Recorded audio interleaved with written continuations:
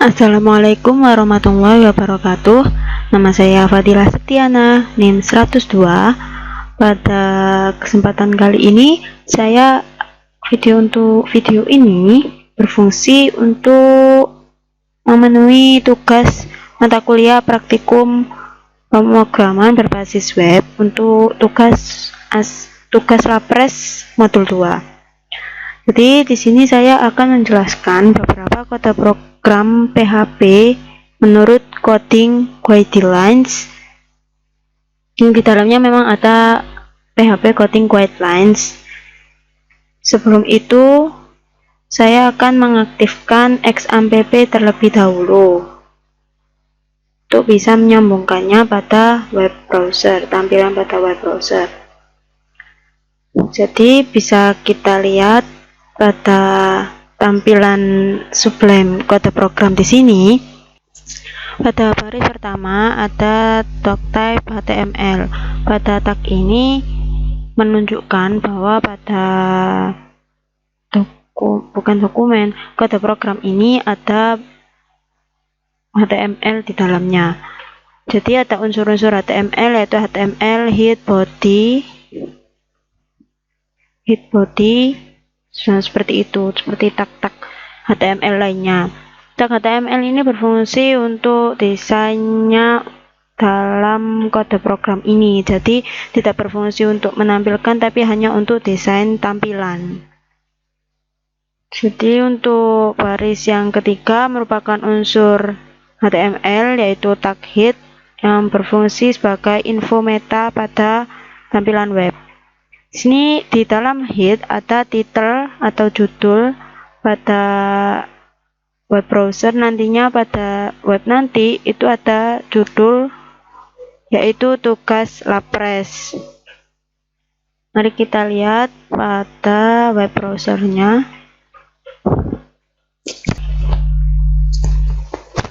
Kita akan menuju halaman web yang telah kita buat, yaitu kita mengetikkan dengan localhost dengan folder di dalamnya.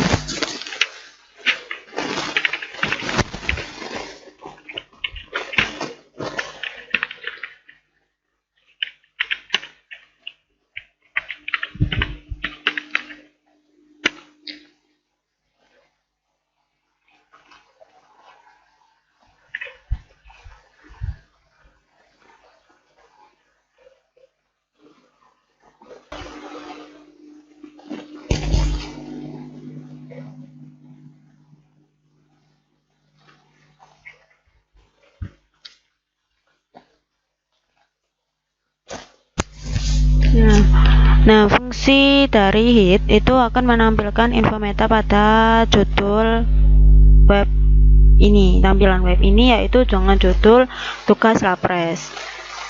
Jadi ini untuk menampilkan pada web browser yang di sini, judul web browsernya.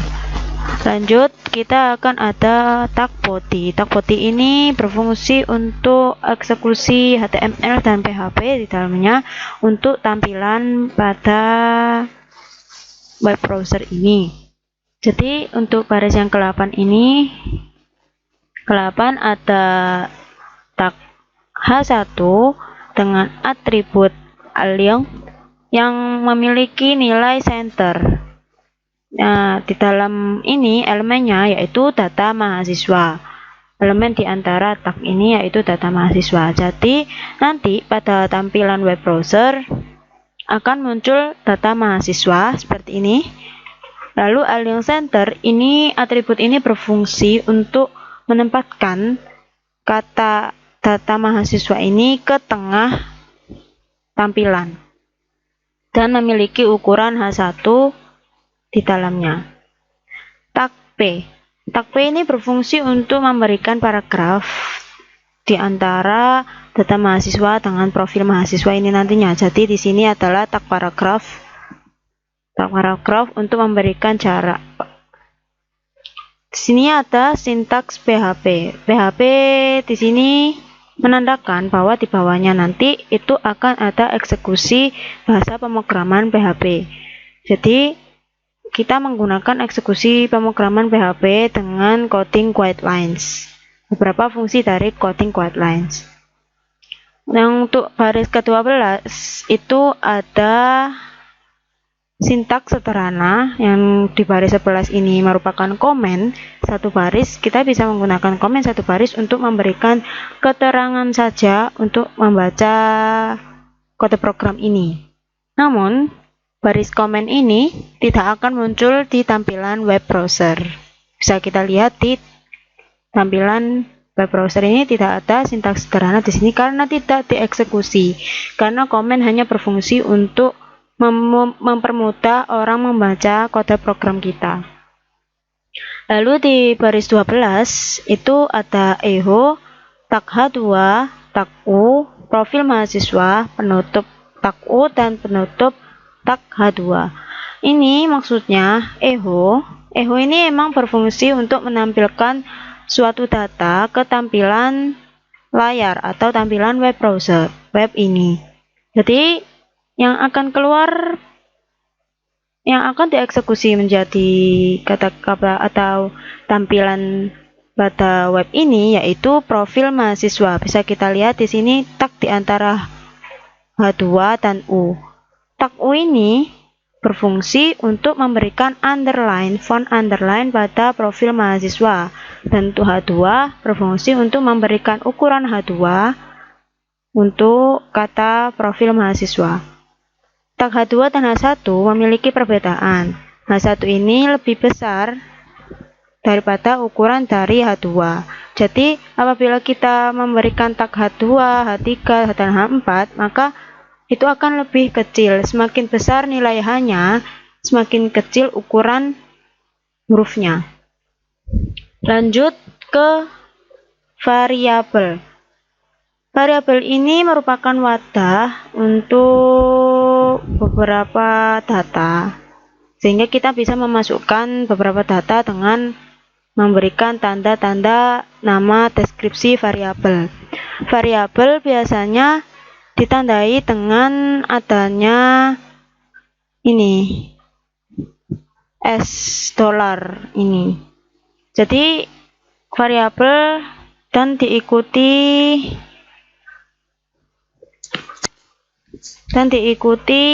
nama deskripsi setelahnya seperti ini. Tanda $, nim sama dengan nim. Ini adalah merupakan data di dalam variabel nim yang bertipe data string. Jadi kenapa ini bertipe data string? Bisa kita lihat ada tanda petik di antara nim sampai 102 ini. Jadi ini bisa mendatangkan bahwa ini adalah sebuah string. Begitupun juga dengan variabel nama, alamat, jenis kelamin. Ini semuanya bertipe data string. Pada baris ini ada konstanta. Konstanta yaitu pengidentifikasi atau nama pada nilai sederhana. Nah, untuk menampilkan atau mengoperasikan suatu konstanta, kita menggunakan fungsi define. Fungsi define ini ada email, ini ada namanya, lalu di sini ada value atau nilai di dalamnya. Jadi apabila kita memanggilnya di sini untuk konstanta dan variabel, nanti kita jelaskan lebih lanjut. Jadi nilai konstanta ini seperti nilai email itu sudah isinya harus 102 email ini. Jadi tidak bisa diganti lagi isinya email. Jadi cuma konstanta ini. Lalu bagaimana untuk menampilkan variabel dan konstanta? Kita memerlukan fungsi echo. Fungsi echo ini kan sudah saya jelaskan sebelumnya, yaitu berfungsi untuk menampilkan data ke layar atau pada tampilan web. Jadi di sini variabel yang kita gunakan ini akan tampil pada variabel tampilan di echo. Fungsi echo. Di sini ada echo, tag H3, variabel name, dan tag penutup H3. Nama, alamat, jenis kelamin, lalu email. Lalu yang akan tampil pada tampilan web adalah seperti berikut. Ada name, nama, alamat, jenis kelamin, lalu email. Pada name, nama, alamat, jenis kelamin kan sudah diatur sebelumnya pada variabel. Pada coding di baris 14 sampai 17 ini sudah diatur sebelumnya. Lalu akan tampil apabila kita memanggil fungsi echo di dalamnya. Jadi akan tampil seperti berikut. Lalu untuk fungsi define untuk konstanta, kita bisa memanggilnya echo langsung ke email di depan ini, kata email di depan ini. Jadi terpanggil langsung value di dalam konstanta tadi, konstanta email yaitu 1906 email Trunojoyo. Lalu untuk baris berikutnya itu ada penjabaran dari tipe data in dan null variabel, yaitu pada tampilan web ini ada data nilai dari mahasiswa. Tipe data in itu tipe data in itu adalah beberapa angka dari berapa sampai berapa gitu, pokoknya in itu angka yang tidak memiliki koma. Kalau koma itu nanti adalah float, tipe data float. Jadi di sini ada tipe data in 90, 94, 95 dan null variabel. Null variabel ini adalah tipe data yang tidak memiliki nilai, jadi bernilai nol, hanya nol begitu saja. Jadi apabila kita tampilkan itu tidak akan menampilkan suatu data, hanya kosong seperti ini. Nilai praktik kita tampilkan pada print. Nanti saya jelaskan. Di sini saya juga menggunakan beberapa fungsi math, yaitu ada plus. Ini adalah beberapa operasi aritmatika di dalam fungsi math. Terus dibagi 4. Nilai-nilai ini saya cari rata-ratanya. Lalu di baris 41 ada echo hr. Ini maksudnya berfungsi merupakan tag HTML yang memberikan tampilan garis atau garis pembatas pada tampilan web seperti ini. Antara email dan data nilai ada garis pembatas di antaranya, yaitu itu merupakan fungsi dari tag hr. Untuk tag echo ini tag P berfungsi untuk memberi paragraf. Di sini ada print statement. Sebelumnya ada echo statement dan sekarang ada print statement. Print statement ini juga berfungsi untuk menampilkan data yang digunakan untuk menampilkan data ke layar atau tampilan web browser. Fungsi print dan echo hampir sama. Yang membedakan mereka yaitu print memiliki nilai kembalian, sedangkan echo tidak memiliki nilai kembalian. Jadi kita menggunakan print untuk fungsi-fungsi math sehingga kita bisa memodifikasi beberapa nilai-nilai dari print di dalamnya. Di sini di baris 44 ada echo menampilkan kata data nilai dengan underline di sini. Lalu ada di baris 45 untuk menampilkan nilai UTS dengan variabel nilai UTS di dalamnya. Langsung akan tampil 90, 94, 95. Ya, ini tampilan ini berasal dari baris 41 sampai 55 untuk nilai sampai nilai praktik.